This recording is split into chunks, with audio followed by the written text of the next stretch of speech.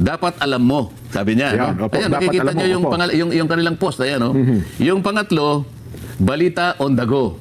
Ayan. Ayan, opo. Yung pang-apat, chips of staff. Chips. So dito mo palang makikita na meron talagang sistematiko na organisasyon na binabayaran para sirain ang reputasyon ni Gutesa. Oh, ang tanong, membro ba si Lacson ng organisasyon na to?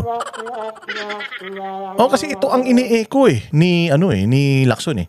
Kumbaga si Lacson, magpapa-interview, ito yung sasabihin niya, mga post post sa social media. Tapos, sa likod nun, merong mga nagbabayad, sponsored. May mga nagbabayad ng mga post na sinisiraan si Orly Gutesa. Magandang araw mga banateros. Ito na naman ang inyong pinaka-paboritong fake news peddler. Sa balat ng YouTube post at your service, another day, another uratang session. At pasasakitan na naman natin ang mga ulo at ay balong-balong ng puso, isip at kaluluwa ng lahat ng mga kupal, animal, buwisit, pabigat, mga walang silbi, switik, salot, mga putok sa buho, mga hindot, palamunin, sinto, mga pendeho, baliw, abnoy, sabog, batak, bangag, adik, pusi at kawatan, kurakot sa gobyerno, mga magnanakaw at mga membro ng sindikato, mga membro ng kuratong balileng sa gobyerno, mga demonyo, Satanas, Judas, Barabas. Kamusta naman ang mga buhay-buhay, mga bossing? Ayan, undas ngayon Oh, napapanahon ngayon ang mga nangyayari sa bayang Pilipinas dahil November 1, sineselebrate natin ang mga kaluluwa. All Souls Day ang November 1. Ang November 2, All Saints Day. So sineselebrate ba ito? Pero All Souls Day, ibig sabihin mga kaluluwa. May mga kaluluwa lang ang nagsiselebrate. Yung mga magnanakaw sa gobyerno na mga walang kaluluwa, wala kayong karapatan mag-celebrate ngayon. Wala kayong karapatan mag-celebrate.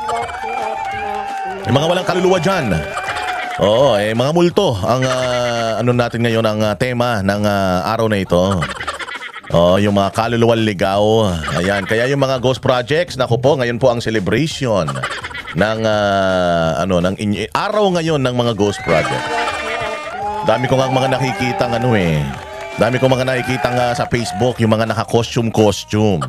Nagko-costume sila ng pang-contractor, ganyan, mga naka-reflector vest, naka-protective helmet. Kasi daw nakakatakot. Di man nakakatakot maging contractor, sarap nga maging contractor eh. Dapat ang mga ang mga costume ninyo kapag ganito, kung gusto niyo nakakatakot. Yan, magano kayo barong. Tapos magsuot kayo ng maskara ni Zaldico. Maskara ni Romualdez, lalo na yung maskara ni Bongbong. Pag yun ang sinuot nyo, talagang matatakot ang mga kababayan dahil andyan dyan na ang mga kawatan. May naanin yung mga kontraktor. Mga kontraktor, mga matitino ang mga yan. Magtatrabaho sa gobyerno mga yan, matitino. Nung nagsimula ng mga businesses ang mga kontraktor. Kasi syempre ako nasa engineering field din ako. At marami ako mga kaklase ko nung college kasi ako ang tinake up ko nung koleyo ko, communications engineering. May mga kaklase ko syempre sa kapag ka nasa minor ka pa lang, mga first, second year. Marami ka mga maghalo-halo kayo diyan, mga civil engineering, electrical engineering, mechanical engineering. So lahat 'yan full of parang hopes and dreams, ganyan. Mga pangarap sa buhay. When you ask them, why did you choose civil engineering? Syempre, I want gusto kong magtayo ng mga bridges. I want to build bridges, I want to build roads. Kasi nga naman, bridges are supposed to stay there for a long time. And if ikaw ang gumawa ng tulay na yan, ibig sabihin, parang yung pangalan mo nandiyan dyan. Kahit matanda ka na, so long as yung bridge nandiyan pa rin and ikaw yung nag-engineer niyan, ikaw ang nag-design niyan, o ikaw ang gumawa niyan, so pwede mong ipagmalaki yan. Same goes with roads and other infrastructures. Kaya nga, mga bossing, si Pangulong Duterte, legacy niya yung build project. Hindi yan madidiscredit ng kahit sinong mga dilawang tae, mga loyalistang tanga.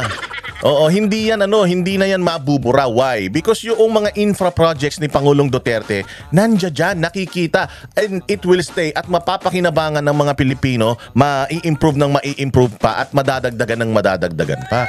So, kahit na sabihin nila na si Duterte ganito, ganyan, yung legacy, hindi yan mabubura, lalo na kung yung legacy mo, ginawa mo out of your love for your country. Hindi mo siya ginawa just because you want to be relevant in the next couple of years. Hindi. Kasi si Bongbong, gusto niyang gumawa ng legacy. Anong legacy ni Bongbong? Pagnanakaw. O legacy ng pamilya ng mga Marcos, pagnanakaw. Legacy ng tatay, pagnanakaw. Legacy ng nanay, pagnanakaw. Legacy niya ano? Di ba ang unang-unang legacy niya, sabi niya yung Maharlika Investment Fund. Nasaan na yan? Di ba after Maharlika Investment Fund, naubos ang pera ng hayop na investment fund na yan. Wala pa tayong nararamdaman hanggang ngayon. Utang pa rin tayo ng utang. Sabi nila, yung Maharlika Investment Fund na yan, hindi na daw tayo mangungutang pag may ganyan na. O pinagkukuha yung mga pera sa mga departamento, sa mga ahensya ng gobyerno, pinag-ambag-ambag dyan. Para saan? Nga. Wala. Hanggang ngayon, hindi nyo na naririnig yung Maharlika Investment Fund na yan. Umpisa pa lang, yan na daw ang legacy niya. Nagbago legacy niya. Yan ang legacy ni Bongbong Marcos. Yung legacy ni Bongbong Marcos, pagkakitaan yung legacy niya. Yung una, Maharlika Investment Fund, nasan na? Wala. Ang daming pera nandiyan dyan, wala. Anong legacy ng pamilya nila? Ginto. Anong ginawa nila? Pinagbibenta nila yung ginto sa Bangko Sentral ng Pilipinas, 30,000 tons, 30 tonelada. Ay 30 tons ba? Basta ganun, malaki, madaming ginto ang ibinenta. Nasaan na? Nasaan na yung pinagbentahan? Hanggang ngayon, wala. Naging legacy daw niya naging legacy ni Bongbong Marcos yung mga education. Nagbabago legacy nung gago mantakin mo Usually ang legacy mo, ilan lang yan kasi mahirap talagang ma-achieve yan. Sa loob ng 6 na taon, mahirap ma-achieve yan. Pero si Pangulong Duterte, ang legacy talaga niya, yung peace and order at saka build program. Yun yung kanyang legacy. Pero yung mga ibang ginawa niya, kumbaga, dahil ang tao sumusunod na sa batas, dahil ang tao maayos na magtrabaho, so yung mga ahensya ng gobyerno, all of the government agencies performed. Kaya gumawa sila, nagpakitang gilas sila because yung presidente natin nagpe-perform. So yung mga nasa ilalim niya ni Pangulong Duterte, nag-perform din, kaya ang daming mga magagandang, mga maliliit na bagay na mga nangyayari nung panahon ni Duterte. Because all of them performed. Ngayon hindi.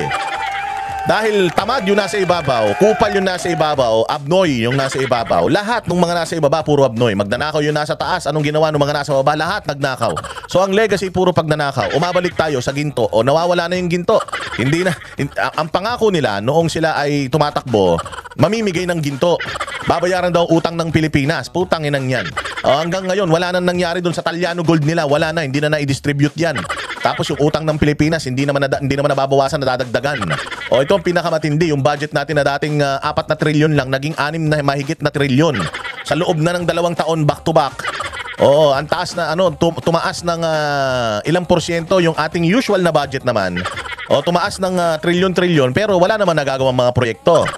So naging legacy niya, pabago-bago. Unang legacy, Maharlika Investment Fund. Pangalawang legacy, yung ginto. Pangatlong legacy, pangatlong legacy, pinagyayabang niya yung flood control. Noong zona niya, anong nangyari? Nagkaalaman, nagkakanakawan sa flood control project. Ang dami palang mga ghost projects. Okay lang sana substandard Pangit pa din yung substandard, pero at least yung substandard, merong nakatayo. Meron at least man lang may simento ka nakita, hollow blocks 3 piraso. Substandard, wala nga lang bakal. Parang lang niya, parang paso, walang mga bakal, walang mga metal mesh, whatever. Wala. Ngayon talagang matindi, ghost project as in. From piso nung budget para sa project hanggang sa kaduluduluhan, ninakaw ng mga hudas. Yan yung pangalawang legacy, pangatlong legacy pala. Ano pa legacy niya? Legacy niya daw, healthcare. Ngayon, nagbago, legacy niya, healthcare daw para sa mga Pilipino. Kita mo nangyari, ninakaw yung pera ng PhilHealth. Ninakaw yung pera ng PhilHealth ng hayop na yan, tapos ibabalik daw yung 60 billion. Mantakin mo, 89 billion yung ninakaw, 60 billion yung ibabalik. Nung tinanong sila ngayon, na ibalik na yung 60 billion, hindi pa. Tangin na yan, budol na naman. Kaya makailan lang. Sinasabi na naman niya, na legacy din daw niya yung edukasyon. Putang ina, malaman-laman, 22 classrooms lang ang nagawa sa loob ng 1 taon. Ayop!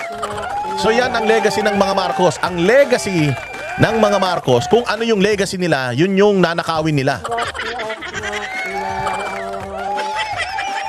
Sabi ko nga sa inyo, kung si King Midas, everything he touches turns to gold. Si Bongbong Marcos, everything na maging legacy niya, nawawala. So mabalik tayo dun sa unang istorya. Mabalik tayo dun sa unang istorya ng mataas ang pangarap ng mga engineers, ng mga engineering students. When they graduate yung engineering school, they will take yung board exams. At pag pumasa sila sa board exams, mataas ang pangarap ng mga yan. Grabe, pag tiningnan nyo yung mga thesis ng mga yan, yung mga designs nila, grabe, talagang yung alam mo yung very imaginative. Very imaginative. Tapos karamihan sa mga engineers natin pumupunta yan sa ibang bansa. Wala talagang future ang engineering dito sa Pilipinas kasi hindi naman priority talaga dito eh. Wala ngang mga big ticket projects dito sa Pilipinas. So most of the engineers go where? Sa mga bansa kung saan boom ang construction business. Usually Middle East, dahil kita nyo naman ang Middle East, di ba? Kung gaano kaganda ang Middle East ngayon, most of the engineers na kinuha nila dyan para yung kanilang vision ma-achieve nila, mga Filipino engineers. So ganun din. Yung iba nag-uuwian ng Pilipinas, nakakapera sila, nagtatayo sila ng sarili nilang kumpanya. Ang unang-una talagang gusto ng mga yan is yung to build their legacy. So mangyayari, matitino yung mga engineers, yung mga contractors, matitino yan. Pag nagpagawa ka ng bahay dyan, design and all, gagawin yan, maayos na maayos. Kasi nga naman, ano yun, nakaka-proud eh. Yan, ako gumawa niyan. Yan, yung bahay na yan, di ba? Ang ganda, ako gumawa niyan. Di ba? Ganun sila ka-proud sa kanilang mga ginagawa o mga proyekto. Ngayon ang problema natin mga bossing, matitino tong mga contractor papasok sa gobyerno. Kasi syempre gusto nila magkaroon sila ng proyekto sa gobyerno. Bakit? Kasi hindi naman mga private companies o mga private customers ang nagpapagawa ng mga tulay, nagpapagawa ng mga kalsada. So, in order for me, 'di ba, para may maiwan na legacy sa Pilipinas doon sa profesyon na mahal ko, which is pagiging inhinyero, papasok ako sa gobyerno. Kukuha ko ng mga permit, bidding permit and all, papasok ako sa gobyerno para makakuha ako ng mga proyekto na masasabi natin na talagang malalaki at may pagmamalaki. Flood control projects, dam, tulay, kalsada, hindi ba? Yan yung mga mga infrastructure, mga malalaking building ng gobyerno. Sa gobyerno, mga bossing, nang maayos naman yung kanilang mga pangarap sa buhay. Until putang ina yung mga taga-gobyerno, mga kawatan. Tuturuan sila kung papaano magnakaw. Traktor. Pangarap natin lahat maging kontraktor eh. Ang pag-costume kayo, barong. Lagyan nyo na ng biyak sa likod. Tapos magmaskara kayo ng congressman dyan sa distrito nyo. Yan. Ganun dapat. Di ba? Importante talaga yung legacy na maiiwanan mo, lalong-lalo na yung mga legacy na tatagal ng panghabang panahon.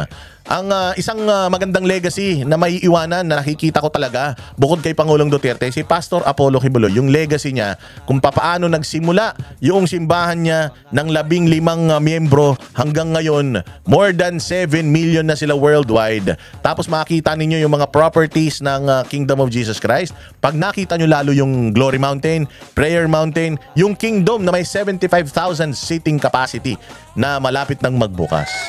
Yan yung mga legacy ng zero corruption.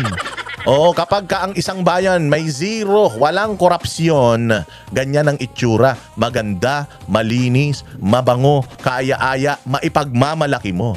Pero kapag ang bayang Pilipinas ay pinamumunuan ng isang Bongbong Marcos, ng Speaker of the House noon na Romualdez na may kanang kamay na Zaldico, wala, sila lang ang mabango, sila lang ang malinis, sila lang ang masarap ang kinakain. Ang pinamumunuan nilang bansa, bulok.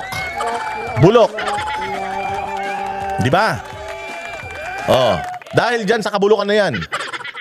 Kung malinis sana ang bayang Pilipinas, mga bossing, kung malinis lang sana ang bayang Pilipinas, kung ang bayang Pilipinas ay hindi kawatan, kung ang bayang Pilipinas ay maayos, hindi tayo dapat manghihikayat ng mga investors. Sila mismo ang pupunta dito, word of mouth.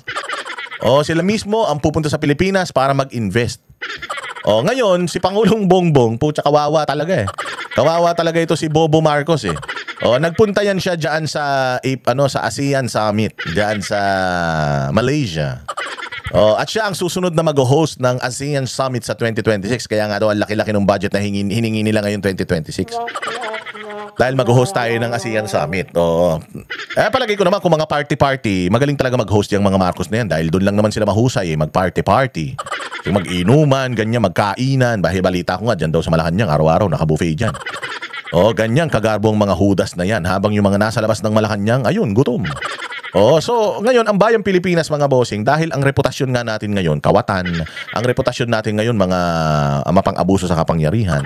Ang reputasyon natin sa buong mundo sa buong mundo, mga traidor tayo sa sarili natin lahi. Traidor sa sariling lahi, bakit? Pangulong Duterte pinadala sa ibang bansa, ganda-ganda ng ginawa sa bayang Pilipinas. Nakita nyo naman, di ba? Noong ipapasa yung martilyo, akala ko ipupukpok sa ulo ni Bongbong para magising sa katotohanan Pero hindi, nung pinasa sa kanya yung martilyo ng ASEAN, ang pinakikita doon si Pangulong Duterte. Ibig sabihin, the ASEAN, yung mga world leaders na member ng ASEAN, talagang tinitingala yung naitulong ni Pangulong Duterte, yung nagawa ni Pangulong Duterte sa Pilipinas. Sumikat talaga tayo noon. Hindi ko na i-elaborate yun. Abutin tayo ng ilang araw pagka inisa-isa natin yun. Pero ngayon, yung reputasyon nga ni Bongbong Marcos ganito, syempre, alam pa, nakikita pa yung pangiwing-iwing ganyan. Pag tinanong mo pa, utal-utal, walang ma-articulate na masasabi. Kung hindi mo binabasa yung kanyang speech, di makapag-speech ng matinuyan. Medyo mapurol Siyempre, alam din ng mga siyempre, considering that Pangulong Duterte, dating Pangulong Duterte is a very influential and very famous president.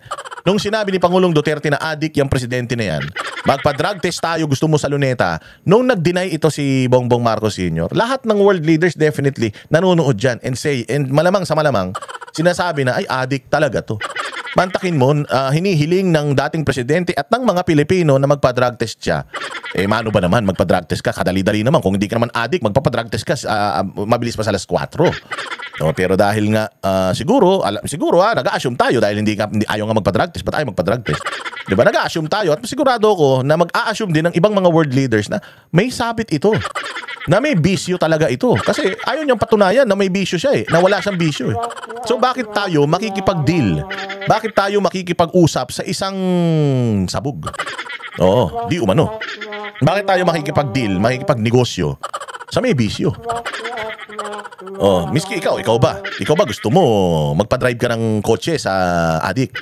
Di ba? Ayaw mo rin. Masalasing na lang. Alam mo, lasing ko yan. Ikaw ba, ipapagkatiwala mo yung welfare ng pamilya mo? Na magdadrive sila ng sasakyan nyo habang ito, hindi mo alam kung lasing ngayon o hindi. Sabog ngayon o hindi. Hindi ba? So, ganun din. Why would I make a deal with someone? Unang-una, incompetent. Pangalawa, sa sariling mo ng bayan, wala kang nagawa tapos, mga sarili mo ng mga mamamayan, ninanakawan nyo Pumirma ka ng budget ng gobyerno. Ang pinakakurap na budget ng gobyerno ninyo, pinirmahan mo, binigyan mo ng clearance Tapos gusto mo makipag-deal ako sa'yo. Kaya nung nagpunta siya dyan sa ASEAN, walang nakipag-set ng sa kanya, ng meeting sa kanya, wala. Hindi siya minute ni Donald Trump, hindi siya minute ni Xi Jinping. Hindi rin, siguro pinaplastic lang siya, baka hello lang siya doon sa ibang mga world leaders, pero nobody wanted na magkaroon sila ng koneksyon dito sa tao na to. Kasi alam nila, walang kwentang tao yan. Walang kwentang leader yan. Kung dati, proud na proud tayo at dati, talagang makikita mo yung mga world leaders wants to mingle with Pangulong Duterte. Pangulong Duterte na lang yung nabibwisit Si Pangulong Duterte na lang yung umiiwas hindi ba? Pero kita mo, ngayon, wala. Siya yung iniiwasan. Alam nyo ba na inimbita niya yung Korean president to please visit the Philippines? Alam mo, sabi ng presidente ng Korea, try ko, kadiri. Itatry daw niya. Tayo na, ba't itatry? Ibig sabihin, ayaw niya. Pwede naman siya mag-plastic-plastic na, yes, I will, definitely. I will visit, di ba? Tapos hindi na siya mag-visit. Pwede, hindi ba? Pero ito, nung inalok niya to visit the Philippines, alam mo, sagot ng Korean president, I will try. Bakit? Bakit you will try? Ibig sabihin, ayaw niya. Halimbawa, ikaw, nag-apply ka ng trabaho. Tapos, di ba, apply trabaho. Anong sasabihin ng kumpanya sa'yo? Pag ayaw sa'yo, tatawagan ka na lang namin. You will receive a call. we will just call you back. Di ba? Pag yun ang sinabi sa'yo, alam mo hindi ka tanggap. Alam mo hindi ka tanggap kasi pag ang sinabi sa'yo, okay, go back sa ganitong araw for your final interview. Yan. Pero pag unang interview tapos sinabi sa'yo na, okay, we will call you back, alam mo na kagad hindi ka tanggap eh.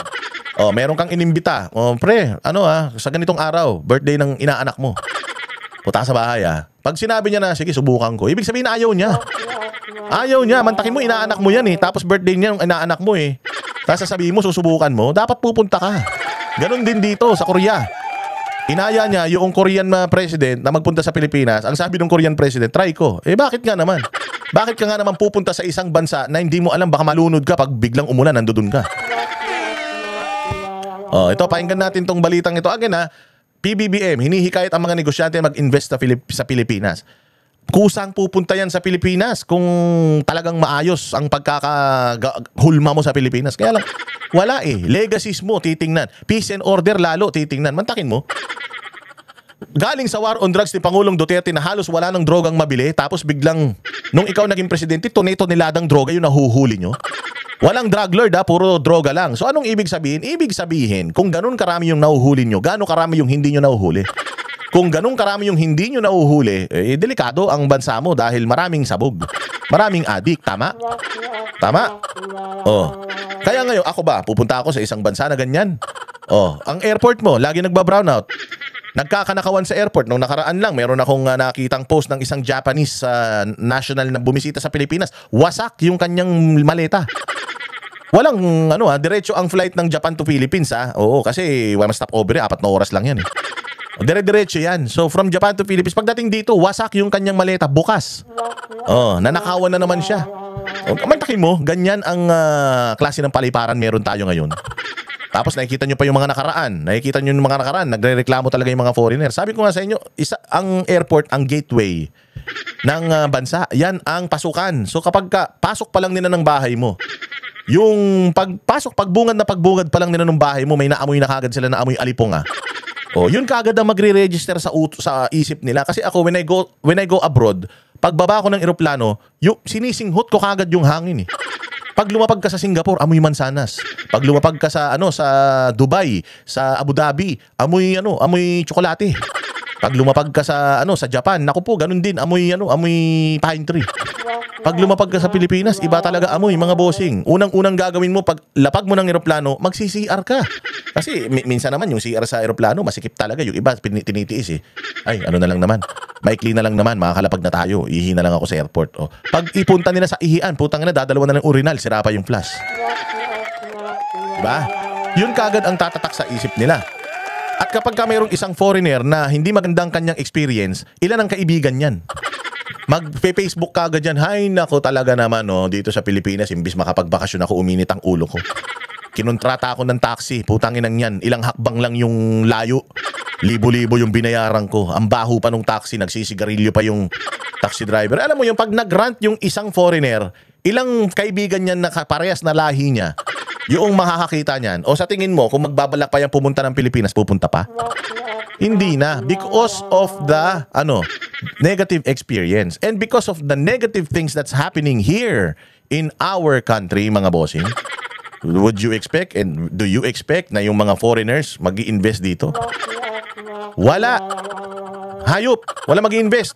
Oh, kaya kita nyo naman, di ba? Oh, putya, saan ka makitang vlogger ganyan? Oh, wala pang balitang ibinabalita. Ang dami nyo nang nalaman. Oh, 30 minutes na akong nagkukwento. Saan ka naman? Hindi, pakinggan natin tong balitan to.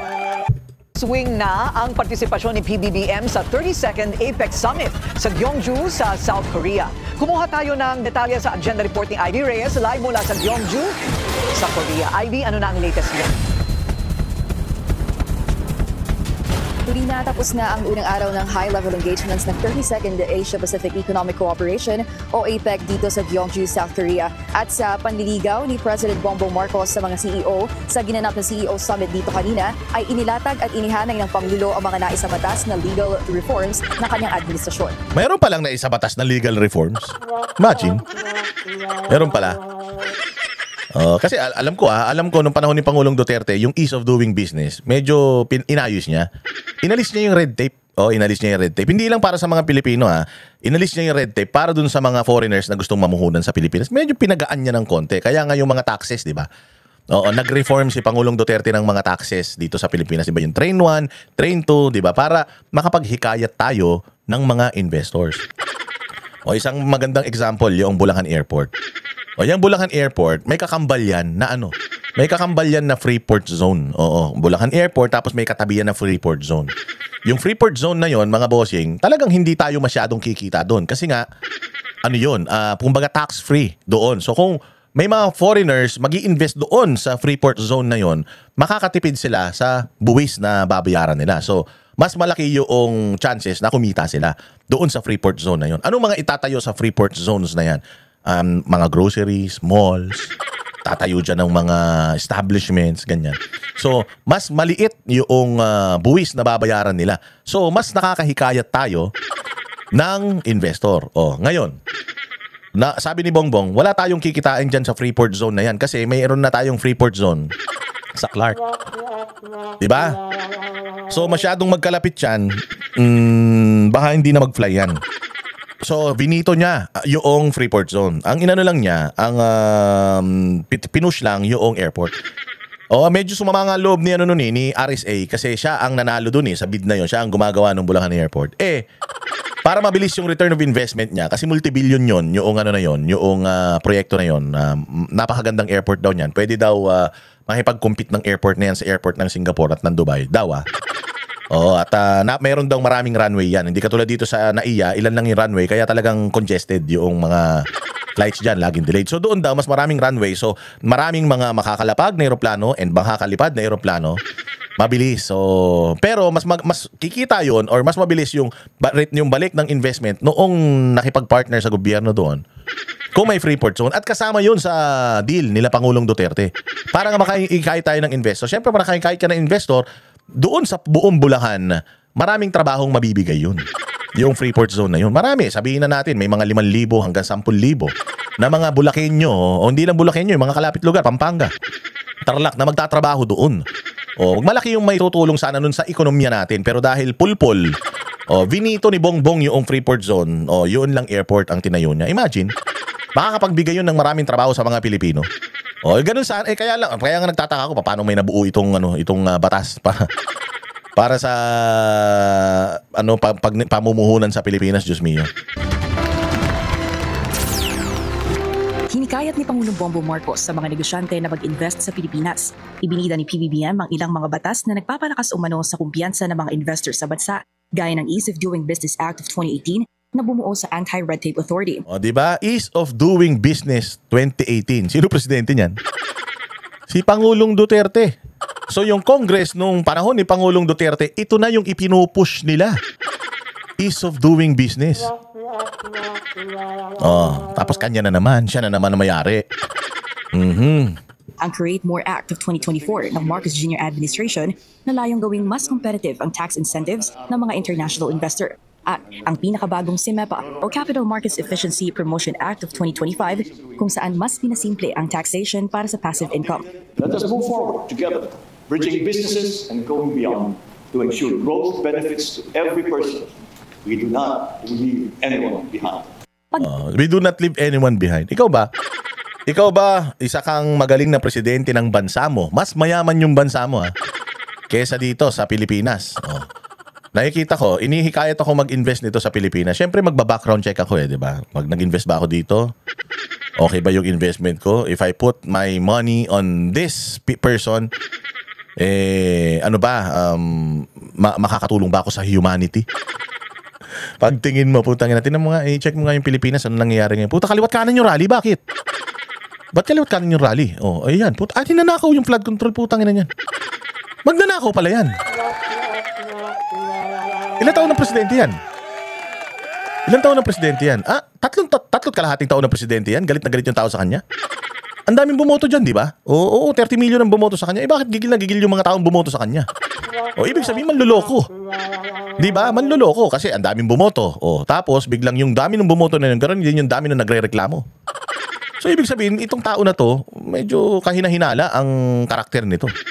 Oh, so kung yung mga kababayan nga niya, niloko niya, tayo pa kaya na mag-i-invest sa kanya, hindi naman niya tayo kalahi. Di ba? So sino pa mag-i-invest dito? Diyos mio. Didiin ng Pangulo, ang mga batas na inaprubahan ng kanyang administrasyon sa nakaraang taon ay patunay ng reforma para mas maging investor-friendly ang Pilipinas. Bukod sa strategic location ng bansa, ang gobyerno umano ang pundasyon ng business-friendly legacy ng Marcos Jr. administration. Business-friendly? Business-friendly? Paano naging business-friendly? Yung isa sa pinakamayaman ang ekonomiya sa buong mundo, itinataboy mo. Di ba? Yung isa sa pinakamalago ang ekonomiya, isa sa pinakamayaman na bansa, na willing naman makipagnegosyo sa atin even before the Republic, magkaroon tayo ng Republika, nakikipagnegosyo na sa atin. Inaaway mo. Paano ka naging business friendly? O siguro kung ang business, monkey business, yan. Baka yan, mga tropa pits niya. Pero kung yung business ng mga matitino, palagay ko yan ang mga nahihirapan dito sa Pilipinas eh. Pinagtibay din ng PBBM ang commitment ng Pilipinas sa Digital Innovation Goal ng APEC at sinabing kailangan talagang sumabay sa panahon ng teknolohiya ng Pilipinas. Paano sasabay? O sige. AI not only enhances public services and streamlines trade, but also amplifies SMEs'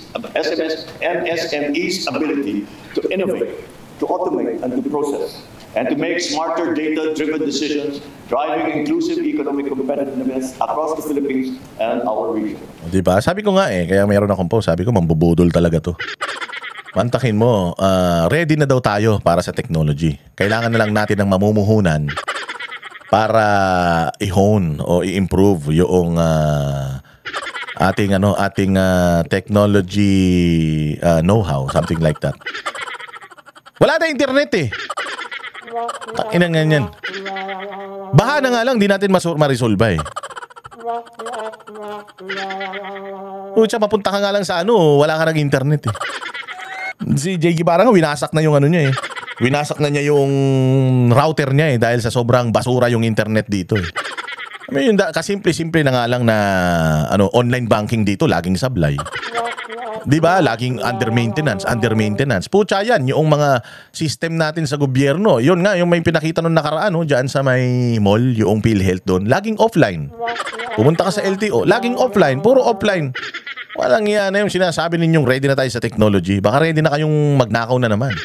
Doon lang talaga kayo ready sa pangungulimbat eh. Pero yung mga programa para talaga sa bayan, wala eh. Paano kung ka sa technology? Ready ka na sa technology? Mga tulay nga ang ginagawa nyo, gumuguho eh. Technology pa kaya? Sa kabila ng ilang mga hamon na kinahaharap ng rehiyon, susi umano sa development ng Asia Pacific at ng Pilipinas ang pagpasok ng pribadong sektor sa bansa. Ayun. So again, tayo bilang mga magagaling na Pilipino, alam mo may pagmamalaki mo talaga ang Pilipino, workforce talaga. Workforce ang may pagmamalaki mo sa Pilipinas, yung sipag ng mga Pilipino, adaptability ng mga Pilipino, yung pagiging masayahin ng mga Pilipino. Alam mo ba sa ibang bansa, yung mga mahihirap na trabaho, ibinibigay nila sa Pilipino. Why? Bukod sa hindi na mareklamo ang Pilipino, suga pa ang Pilipino sa sweldo. Oo, at yun ang meron tayo na wala yung mga ibang lahi. Yung adaptability, yung magaling tayo mag-adjust na basta kumikita tayo ng pera kahit gaano kahirap yan. Kasi family-oriented tayo eh. Ang mga Pilipino mahirap, pangarap nilang umangat. Kaya kahit anong trabaho, kukunin yan. At dahil nga marami sila mga sinusuportahan na mga kamag-anak, at mabait ang mga Pilipino sa mga mahal sa buhay, mapagmahal ang mga Pilipino, technically, lahat ng trabaho, basta may kita, tinatanggap natin. Kahit gaano kadelikado, tinatanggap natin. Yung may mga nanay, may mga anak nga na maliliit dito, pumupunta sa ibang bansa para mag-alaga ng hindi nila mga anak. Para lang makapagpaaral sila ng mga anak nila dito, makapagbigay sila sa mga pamilya nila dito. Niiwanan nila di ba? Ganun tayo, masakripisyo tayo. Yun yung something na dapat na ibinibenta natin sa ibang bansa. And alam yan ng ibang bansa, kaya nga insecure na sa atin yung mga Meksikano dito sa Amerika Kasi nga, mas marami ng mga Pilipino na kinukuha yung iba, kasi nga yung mga Pinoy matitino, yung mga Pinoy friendly, yung mga Pinoy pag kinuha mong empleyado, parang nagiging kapamilya mo. Yun, Diyos ko po. Kaya nga, sabi ko nga sa inyo, habang nung panahon ni Pangulong Duterte, yung bayang Pilipinas ay kanyang ini-improve, yung bayang Pilipinas ay kanyang pinababango, pinagaganda, pinalilinis. O, eto ngayon, itong Dolomite Beach. Tangin talaga. Ang cheap talaga nito ni Ridon. O si Ridon na tinanggal ni Duterte dahil kawatan. No, di umano tinanggal ni Duterte dahil tamad. O ngayon, paiimbestigahan niya itong Dolomite Beach. Para kasi daw nagkokos daw ito ng pagbaha. What? Yung Dolomite Beach magkokos ng pagbaha? Paano nangyari yun? Alam mo kung ano nagkokos ng pagbaha? Yung mga ghost projects. Kasi itong Dolomite Beach, malayo man ito sa Capiz. Noong nakaraan, grabe ang baha sa Rojas. Itong Dolomite Beach, malayo naman ito sa Pampanga. Malayo man ito sa Bulacan. Malayo man ito sa Ilocos. Malayo man ito sa mga binabahang mga lugar. Sa Rizal, malayo din ito. So papaanong iimbestigahan ito dahil nagkokos daw ito ng pagbaha? Unang-una sa lahat, located ito sa Maynila. Si Isko nga hindi nagrereklamo na kung may babahain, Maynila yung unang babahain dahil nandoon ito Pero si Isko, hindi siya nagrereklamo. Actually nga, si Isko nga tuwan-tuwa nung pinatayo ito Kasi napakalaking problema nila na sa tuwing bumabagyo, sobrang dami ng basura dito. At least sabi ni Isko, hindi gumastos ang LGU ng Maynila dito. Ang gumastos dito, national government, mini-maintain na lang ng LGU ng Manila. Imaginein mo yan, nadagdagan pa sila ng isang tourist destination. Tourist spot ito. Ang daming nagpupunta rito kasi nga, wala na talagang malinis na pwedeng tambayan na tabing dagat dito sa dyan sa kahabaan ng Rojas Boulevard na yan dahil unang-una lahat puro building na, puro mga restaurants na. So gumawa sila ng ganito para naman kahit na papaano meron tayong mapupuntahan. Kung nilinis nga nila itong tubig dito para kahit papaano baka in time sa haba ng panahon maging na ulit ito, pwede ka na ulit maligo dito, di ba? Hindi ka na lalayo, hindi ka na pupunta ng Boracay, hindi ka na pupunta sa may white beach na within the city na pwede kang magtampisaw. Yun ang plano. Tinan mo ginawa ni Pangulong Duterte sa Boracay. Di ba? O nagreklamo ba mga taga Boracay na yung Boracay nung panahon niya, nung inaayos niya, gumastos tayo ng limpak-limpak na salapi, pinasara niya, daming nawala sa atin na revenue nun. O hindi ba mas lumakas ang Boracay, mas naging malinis, maayos ang Boracay. At ewan ko lang ngayon. Ngayon daw, back to dumi na naman O so ngayon, ang gustong paimbestigahan nila, itong Dolomite Beach na nananahimik. Na kesyo, ang laki daw ng ginastos dito, pero hindi naman daw talaga nakakatulong, ginastos na lang daw sana sa ibang bagay. Bakit ito ang tinitingnan natin? Hindi man gumastos ng 1 bilyon ito. At saka ito, may approval ito, pati ng Supreme Court. Diba? Ang tagal na pinagdebatihan nito at na isagawa nga ito. At ngayon, every time na pumupunta ka dyan, ako, nung nakaraan lang, nag-renew ako ng US visa. Nagpunta ako dyan, nakita ko, pagtawid ko dun sa may overpass, nakita ko tong Dolomite Beach na to. Sabi ko, ang ganda-ganda nitong ginawa na ito ni Pangulong Duterte. Kasi at least, meron pa rin na isang eye candy. Kumbaga, maganda sa paningin na nakikita mo dito sa concrete jungle na meron tayo dito sa Metro Manila. Di ba? Kasi ito ang iimbestigahan nila dahil daw nagkukos ng baha. Pucha, ang nagkukos ng baha, yung mga magnanakaw na mga kasamahan nyo sa Kongreso. Na yung kanilang mga flood control projects, kinakatkungan nila. O itong mga taga-DPWH na ghost projects, yung mga yun ang dapat iniimbestigahan natin. Si 1.5 billion ang ating flood control maintenance. Flood control budget per day, 1.5 billion. Samantalang ito, 300 million lang. Na simula noon hanggang ngayon, napapakinabangan natin, ito yung iimbestigahan. Hayop talaga naman. Sige, pakinggan natin. Sa 389 million peso Dolomite Beach Project. Inaasahang magsisimula ang mga pagdinig sa Nobyembre ayon kay Bicol Saro Party List Representative at House Committee on Public... Dapat talaga itong mga party list mawala na dapat mawala na itong mga ganitong mga party list talaga kasi ginagamit lang talaga nila ito for political for political gain itong Bicol Saro Party List, putang ina nyo. Ayusin nyo muna yung probinsya nyo. Ano bang advokasya ng mo? Ano ba yung Bicol Saro? Ano ba yung advokasya ng party list na yan? Bakit ang iniimbestigahan natin yung mga proyekto noong nakaraang administrasyon? Yung dami-daming proyekto ngayong administrasyon. Wala nga palang proyekto. Nga naman, ano nga naman ba naman yung iimbestigahan niyang proyekto kung yung panibagong administrasyon wala namang proyekto? Pero mabuti na rin yan, imbestigahan niya yan kung may manunood sa kanya. Matatapos din kagad yung investigasyon na yan. Bakit? Wala namang interesado dyan eh. Mga dilawan tayo lang interesado dyan. Alam mo, ang gagawin lang nitong hearing na ito, maglalabas ng mga bagong pangalan, maglalabas ng mga bagong conspiracy, para may bagong pag-usapan yung tao.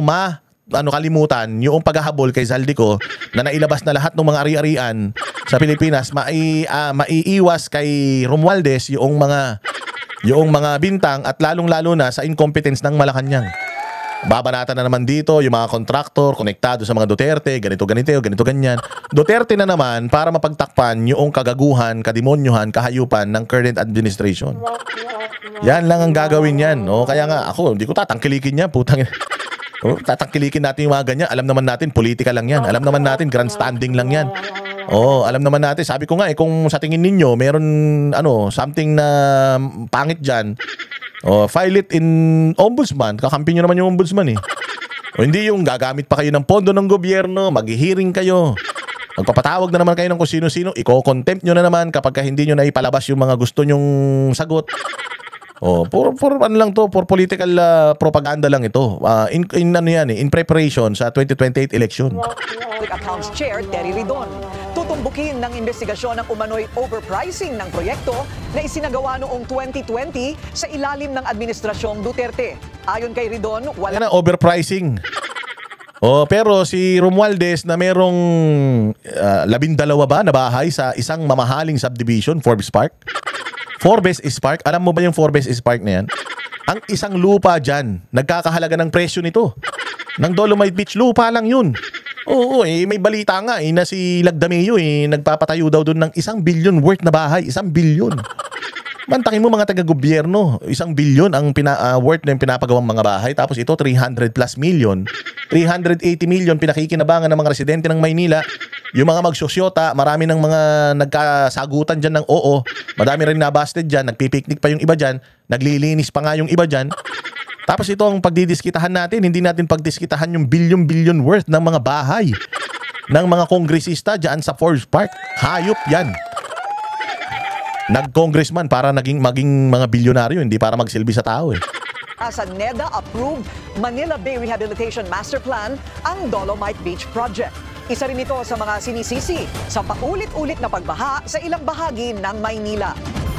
Takin mo. Saan mga distrito bumabaha? Sa mga distrito bumabaha, sino mga congressman dyan? At gaano kalaki yung budget ng bawat congressman per distrito dyan sa Maynila ang flood control project? Yung isisi sa Dolomite Beach. Kasi yung Dolomite Beach, nandoon na yan sa dagat eh. Si Mayor Isko, meron nga siyang panghigop ng tubig para yung tubig itapon sa dagat eh. Sasabi nitong mga to. Nabarahan ba ng Dolomite Beach lahat ng mga imbornal sa buong Maynila? Kasi ang ikli-ikli lang ng Dolomite Beach na yan eh. At saka within Rojas Boulevard, may mga pumping stations dyan eh. Paano nag-cause ng pagbabaha ito sa Maynila? Alam mo nag-cause ng pagbabaha dito sa Maynila? Yung kababuyan ng mga Pilipino, tapon dito, tapon dyan, plastic dito, plastic dyan. Tsaka yun nga, yung mga pagnanakaw ng mga nasa gobyerno. Nagbabaha sa Maynila. Meron kang 1.5 billion per day na budget para sa baha. Ba't hindi yun ang imbestigahan natin? Bakit nagbabaha sa Maynila? Meron tayong ganitong project para hindi magbaha. Tapos sisisi natin sa Dolomite Beach na nananahimik. Pati yung mga magsusyota doon, nag-holding hands, tatanggalan pa natin ng tatanggalan pa natin ng tambayan. Kayo talaga Makakausap natin ngayon si Bicol Saro Party List Representative Terry Ridon tungkol dito. Magandang gabi, Congressman Ridon. Magandang gabi po. Maraming salamat sa pag-imbita. All set na po ang investigasyon tungkol dito sa Dolomite Beach. Medyo matagal na po yan. Bakit ngayon po yan lamang lumabas? Well, hindi naman ho matagal na matagal kasi alam po... hindi naman po matagal na matagal. Gago, matagal na yan. Last administration pa yan eh. Tagal na yan, pandemic pa yan eh. Gag. Yung ICI proceedings po natin, 10 years po yung pinagsisimulan yan. So 2015 to 2025, no? So, right... naman pala eh. Nag-iimbestiga naman pala yung ICI eh. Bakit tinigil nyo yung pag-iimbestiga ng flood control project tapos ito bubuksan mo? Di ba sabi nyo, ititigil natin yung pag-iimbestiga sa flood control kasi iimbestigahan na ng ICI. O kung sinasabi mo, 10 years back yung iniimbestigahan ng ICI, therefore, saklaw ng ICI to. Bakit hindi mo pabayaan na yung ICI ang mag-investigate nito? Bakit kayo? Mas mabuti pa na wag nyo nang i-hearing ito, yung flood control na buksan nyo. Kasi yun yung importante ngayon eh. Dito pa lang, huling-huli ka na eh. Di ba tinigil nyo yung hearing ng Kongreso sa flood control dahil may hearing ICI. Dito sinabi mo, saklaw ng ICI 10 years back. So saklaw ng ICI to. Bakit iimbestigahan mo? Oh, yan ang style nyo, bulok. Sabi ko nga sa inyo, hindi kayo makalusot sa amin eh. Back into the period po of review, yung pong 2020 Dolomite Beach Project. And in fact, nauna hong resolution po ito bago po yung flood control controversy.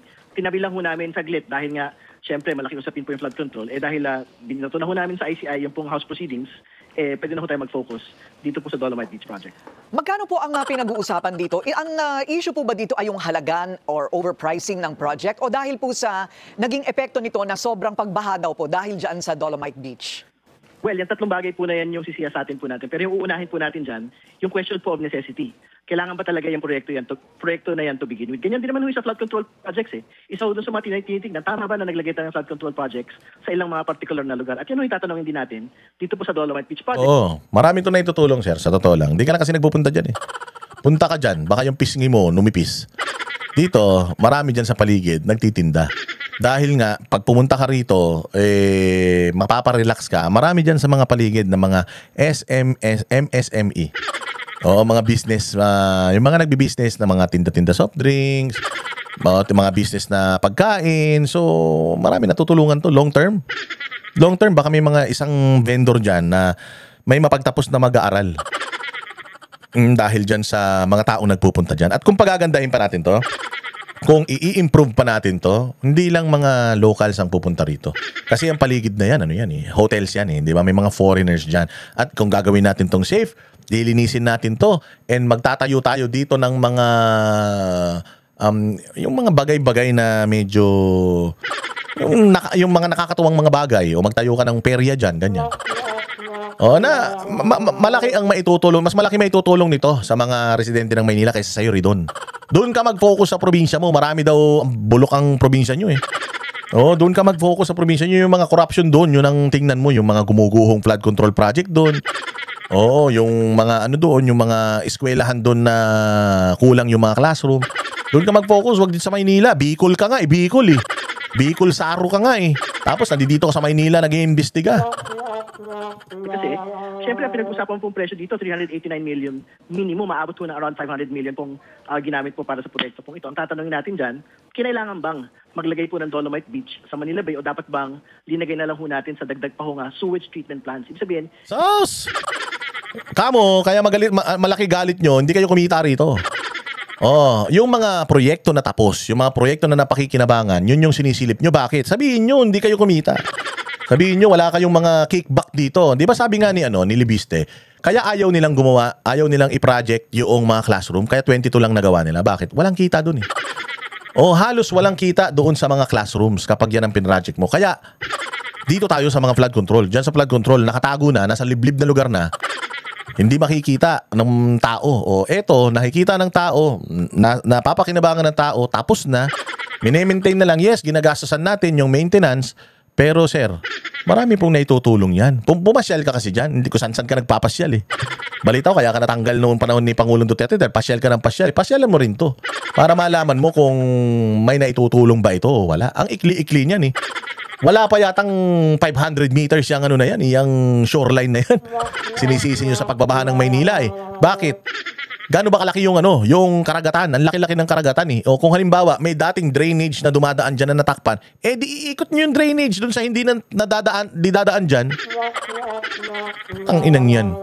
Yung pong talaga makakalinis po ng tubig ng Manila Bay. Ito po yung reclaimed area, ano po? Hindi naman. Technically, hindi po reclaimed area yan. Kumbaga, pinapalan lang po ng buhangin. Yung po nga, nakikita na ho natin presently nga beach walk, no? Dito po sa Manila Bay, yung katabi po ng SMC. Magkaibang proyekto doon sa malakihang mga reclamation projects. No? Pero, ang pangako po kasi ng Manila Bay Rehabilitation, batay po na sa Supreme Court Mandamos, dapat ho, ayusin po yung kalidad ng tubig po ng Manila Bay. So, yung most fundamental question sa Dolomite Probe po natin ay, yung po bang paglalatag ng buhangin sa Manila Bay ay nakabuti doon po pagpapaganda ng kalidad ng tubig po naman nila. Oo, kasi dati ang nakalatag dyan, basura. So nakabuti, sir. Oo, kasi kaysa basura, yung nilalakaran dyan, naging buhangin. Di ba? O ngayon, nawawash out yung buhangin. Kasama yun sa maintenance. Oo, kasama yun, sir. Oo, napagplanuhan yan ng mga mas matatalino sa'yo. Mas okay na nabuhangin yan, okay, sa basura yung nandiyan dyan. Kasi walang tao dyan. Kung mantakin mo, katabi pa yan ng US Embassy. Kung puro basura yan, putya, nakakahiya naman. Nakakadiri naman, di ba? Nakatabi pa tayo ng isa sa mga pinakamalaking embassies, tapos puro basura yung nandyan. Alam, pag bumabagyo, napupuno din ng basura yan. Pero ano nangyayari after ng bagyo? Nagtutulong-tulong yung mga tao dyan, private at yung mga residente dyan, na magtanggal ng basura. Nagkaroon ng disiplina yung mga tao dyan. Dahil kung wala yung Dolomite Beach at punong-puno ng basura yan, sino sa tingin mo yung maglilinis dyan?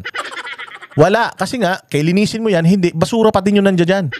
Dahil nilatagan natin yan ng buhangin, may basura pa dyan, pag sobrang lakas na ng bagyo. Pero after nun, nalilinis, di maganda. Ano sabi nito? So yung first question of necessity. I Yung pong see. unahin. Tapos pangalawa, syempre yung question po of price. Tama ba na gumastos tayo ng 389 million para po dito? Ano po ang inaasahan natin na mauungkat dito sa investigasyon? Nabanggit nga po ninyo yung presyo, yung safety hazard, and nature, no? Sa palagay po ninyo, sino-sino ang mapapatawag pag nagsimula na po kayo? Pero ang mapapatawag po dyan, syempre, yung previous DNR leadership na talaga po nag-implement nito pong, nag-originate po nitong proyekto pong ito. At syempre, yung DPWH na nag-implement po nito pong proyekto na ito. So, magkakaibang phases po yung investigation. So, I think in the first period... Anyways, yun lang. Mamakwenta yung balita na yan. Sinabi ko lang na talagang ito, target nila dito, mga Duterte. Wala nang iba.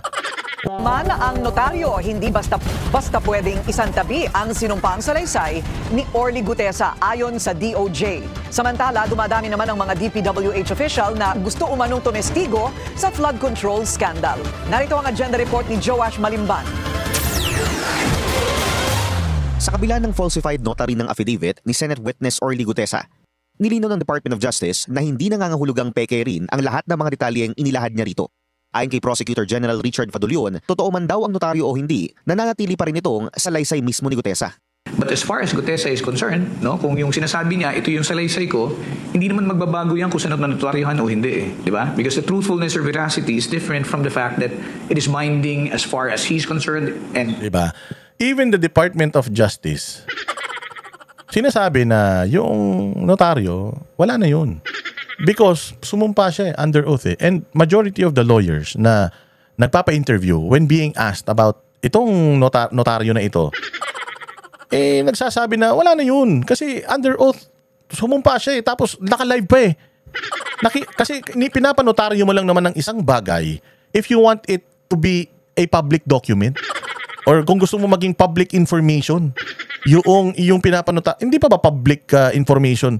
Hindi pa ba magiging public document yung isang salaysay na binabasa mo in public, in live TV, in live stream, sa isang pagdinig sa Senado?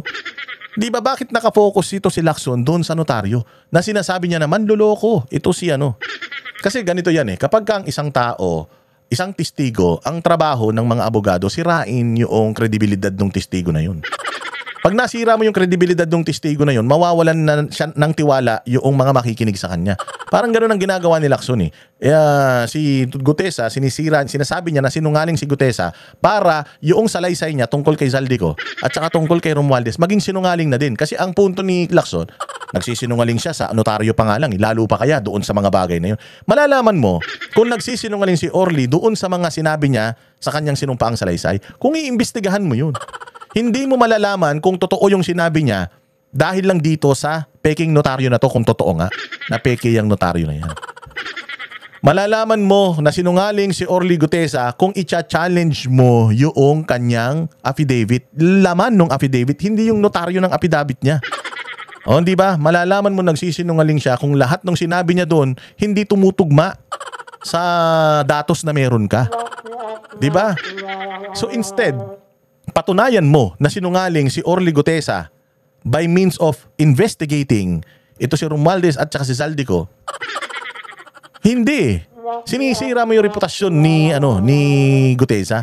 Yun yung pinakamadaling paraan. Sirain mo yung karakter ni Gutesa para hindi mo na kailangang magtrabaho at patunayan na may basihan yung kanyang salaysay.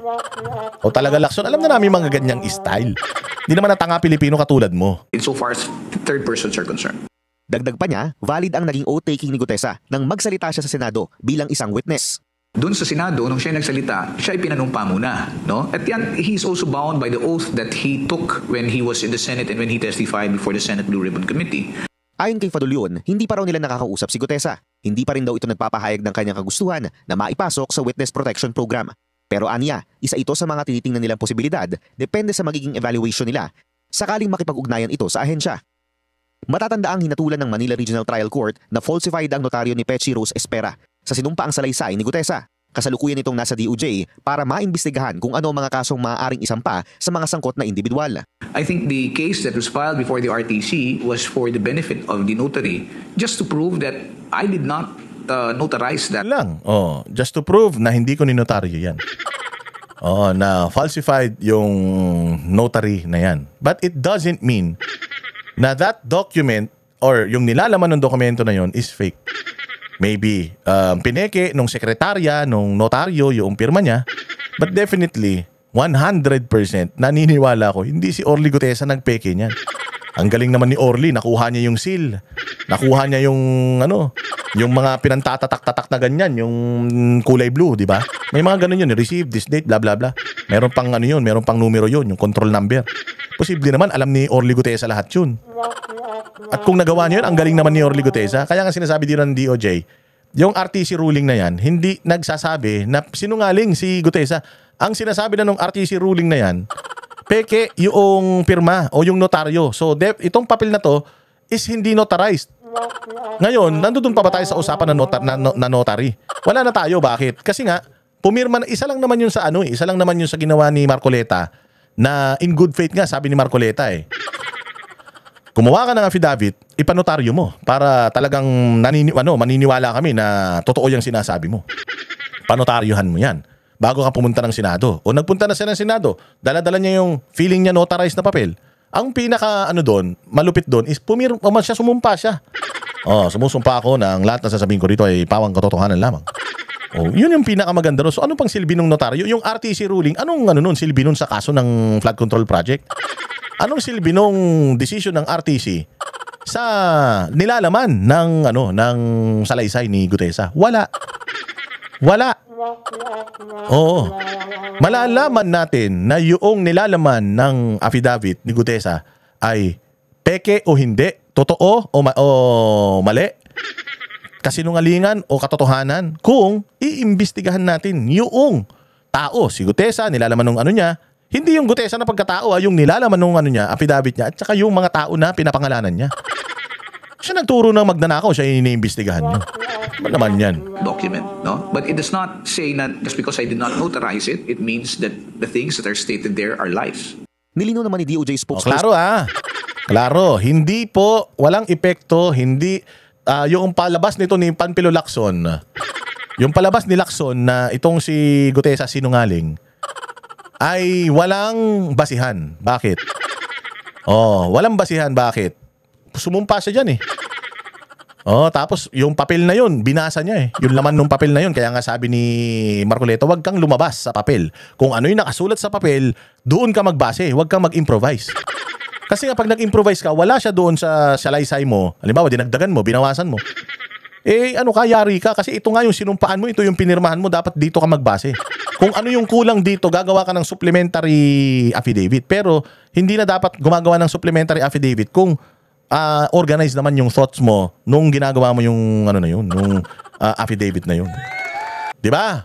Talaga mga kayo mga loko-loko kayo ito pakinggan natin sinasabi dito ni Marcoleta patungkol diyan sa issue na yan ng sino ba ang pinaka-credible na testigo diyan sa flood control. Natin ang mas dagdag na emphasis bagat nabanggit nyo na kanina. Gaano ba ang importansya itong si Gutesa? Bakit mukhang ito ang pina-project ngayon at mukhang talagang seryoso silang i-discredit si Gutesa hanggat maaari lang siguro sa susunod na pagdinig wag na itong lumutang kasi hindi na matagpuan ngayon at hindi na malaman kung saan nila hahanapin. Diyan mo makikita ang kahalagahan ng testimony ni Gutesa. Ayun, kung naalala mo nung nag-deliver ako ng privilege speech sa plenary, sabi ko, si Orly Gutesa ang pinaka-credible na witness sa pagdinig na ito.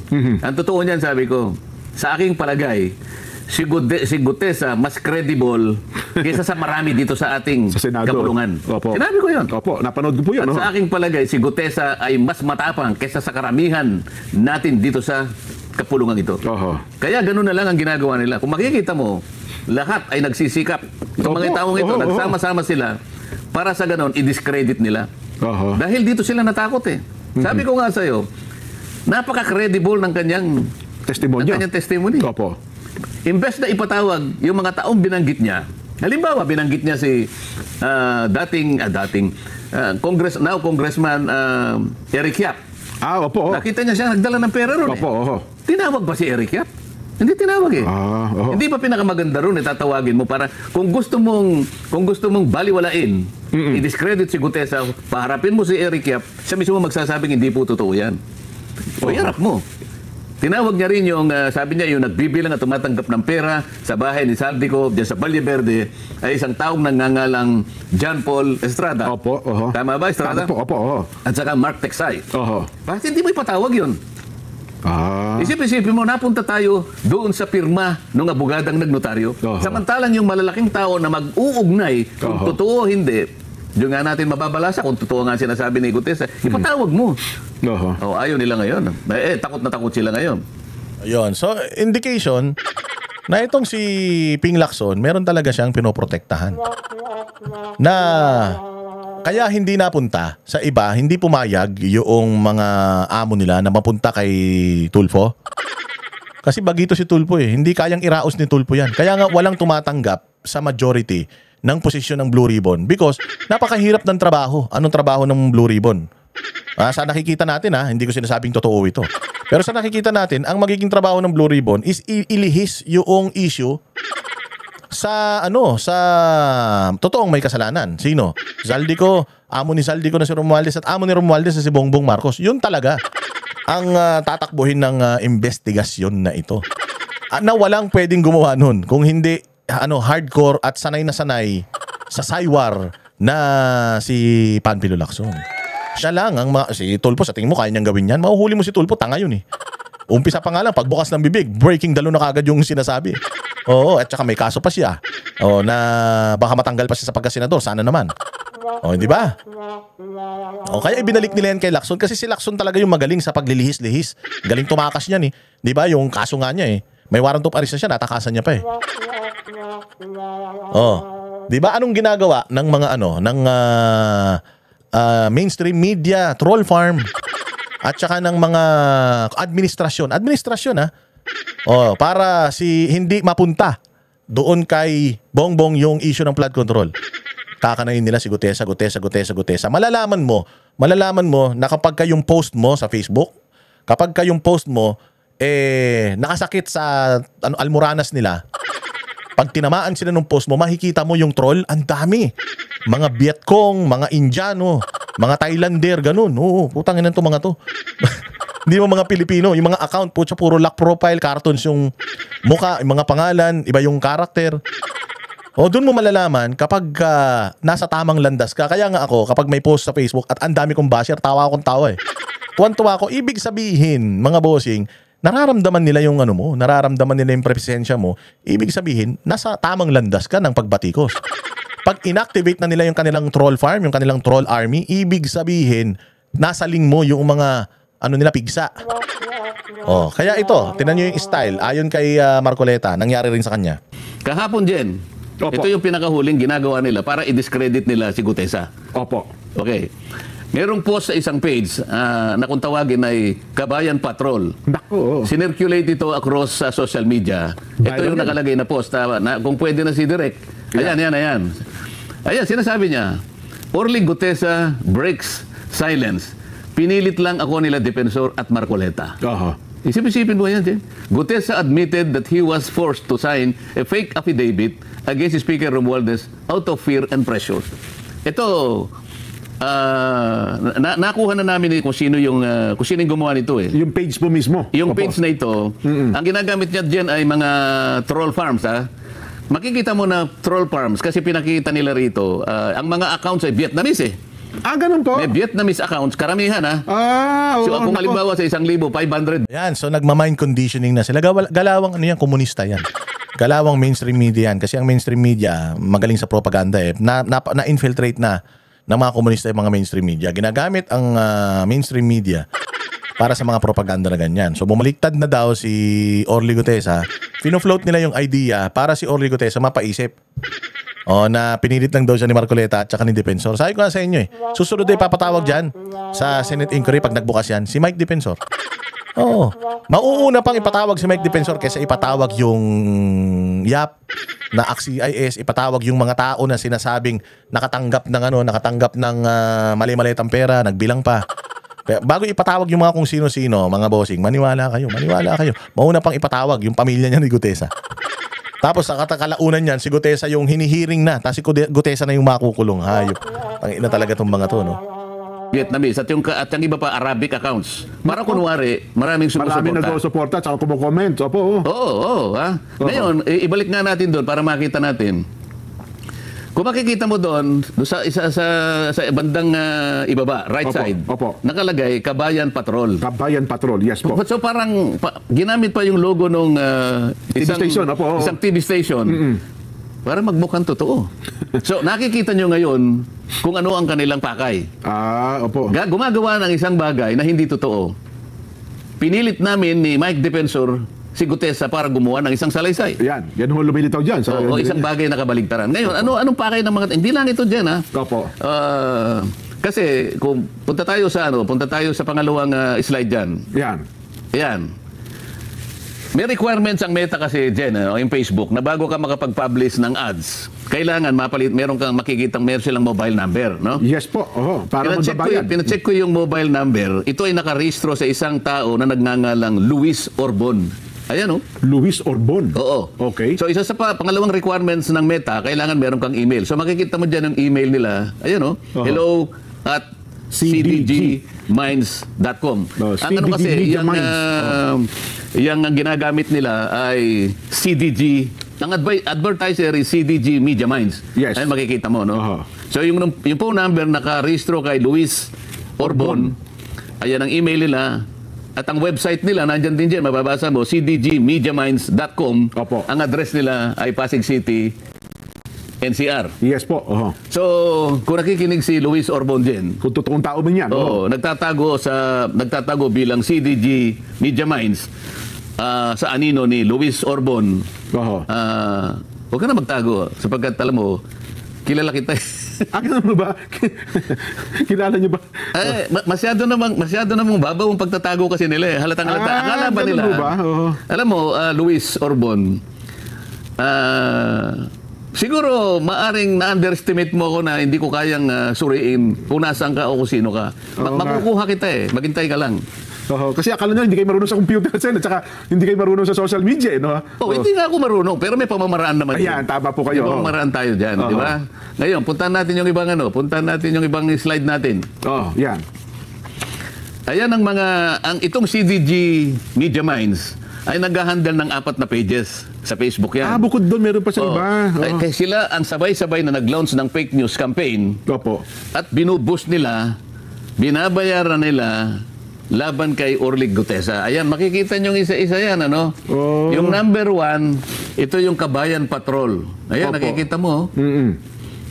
Ang pangalawa, dapat alam mo, sabi niya. Ayan, nakikita nyo yung kanilang post. Ayan, Yung pangatlo, Balita on the go.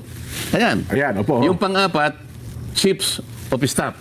So, dito mo palang makikita na meron talagang sistematiko na organisasyon na binabayaran para sirain ang reputasyon ni Gutesa. Ang tanong, membro ba si Lacson ng organisasyon na to? Kasi ito ang ini-echo ni Lacson . Kumbaga si Lacson, magpapa-interview, ito yung sasabihin niya, mga post sa social media. Tapos, sa likod nun, merong mga nagbabayad, sponsored. May mga nagbabayad ng mga post na sinisiraan si Orly Gutesa. Bakit mo sisiraan si Orly Gutesa? Sino ba ang kalaban ni Orly Gutesa? Hindi si Lacson. Si Romualdez at saka si Zaldico. So, ibig sabihin, itong sponsored na to, yan nasa screen nyo, sponsored, nagbayad siya para nagbabayad ka sa social media para yung iyong post mapunta sa maraming tao.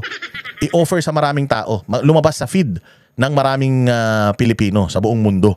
Magbabayad ka. So, sinong gago ang magbabayad para sirain yung isang pribadong tao na hindi man balak tumakbong politiko? Kabayan Patrol, balita on the go. Dapat alam mo, chiefs of staff.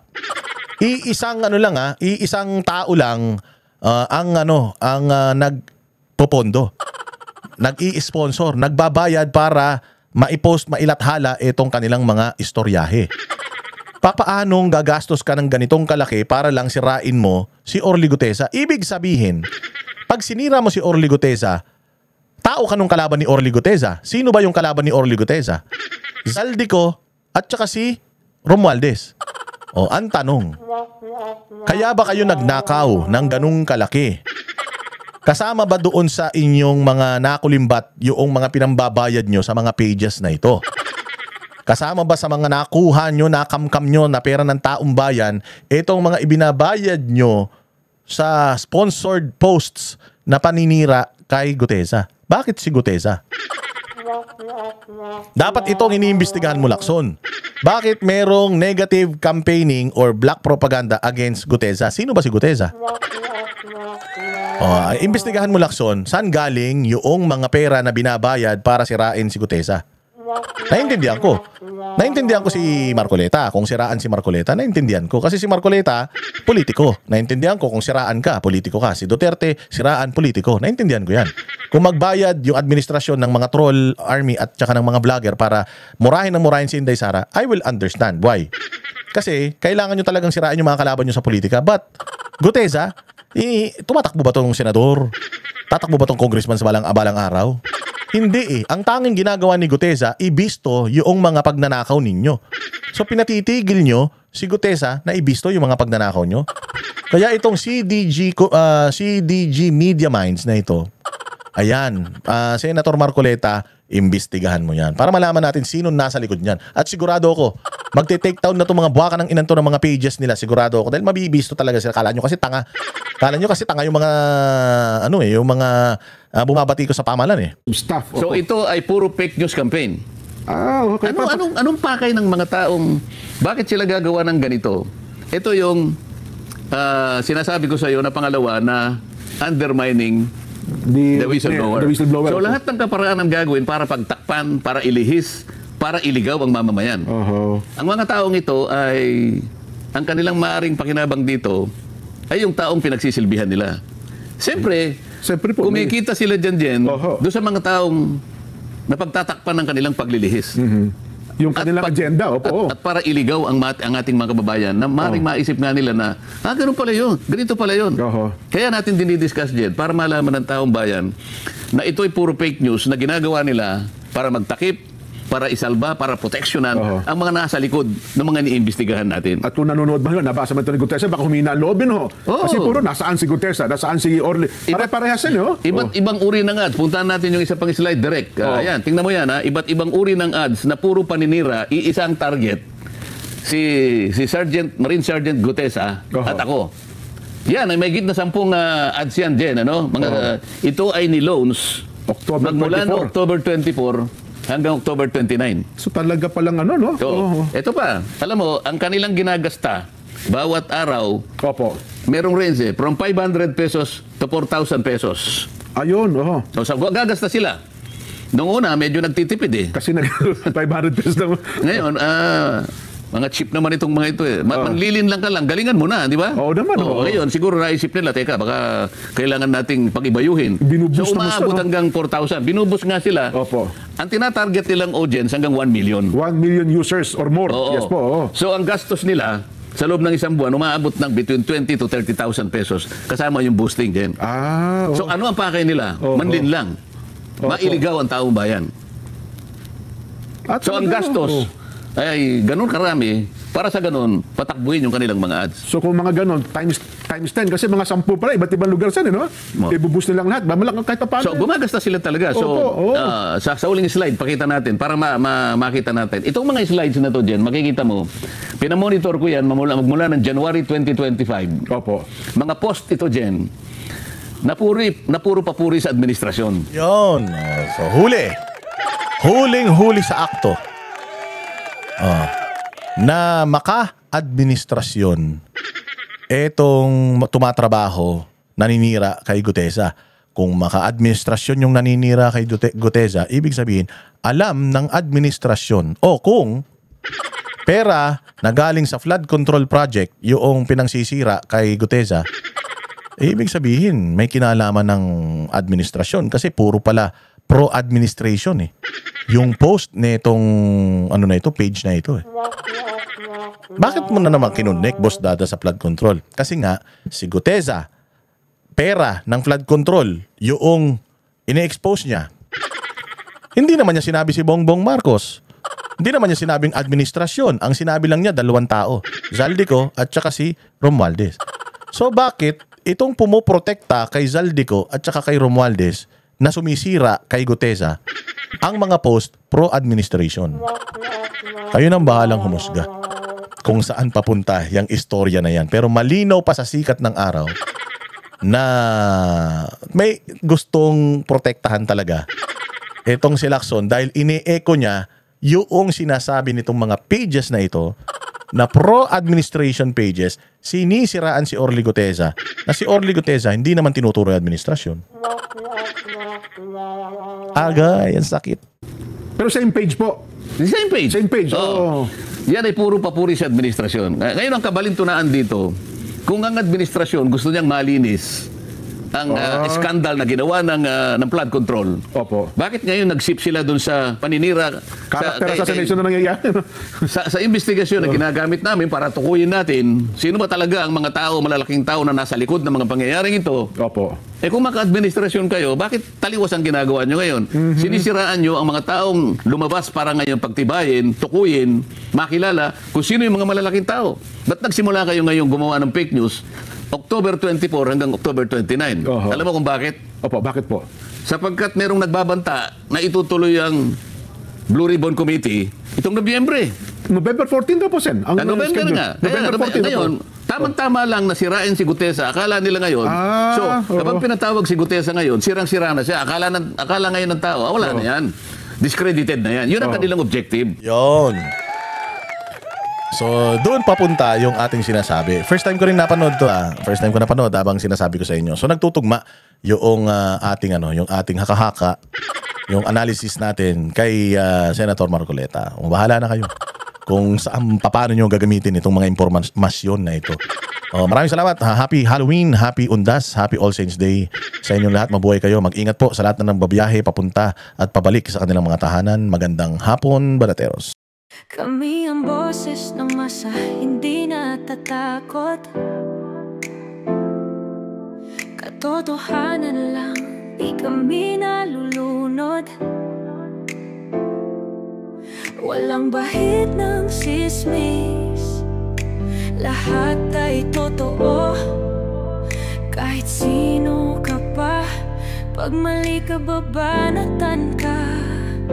Walang pinipili kulay, wala kaming kinikilingan. Basta para sa bayan, kami lalaban. Pagdama palakpakan, pag mali banatan. Di matitinag, di matatakot, para sa bayan tuloy ang sigaw. Sa harap ng kamera, walang halong takot. Mga baluktot, lahat kayo'y tutumba. Ang hustisya at totoo, yun lang ang mahalaga. Kahit sinong harang, di kami matitinag. Walang pinipiling kulay, wala kaming kinikilingan. Basta para sa bayan, kami lalaban. Pagtama palakpakan, pag mali banatan. Di matitinag, di matatakot, para sa bayan tuloy ang sigaw.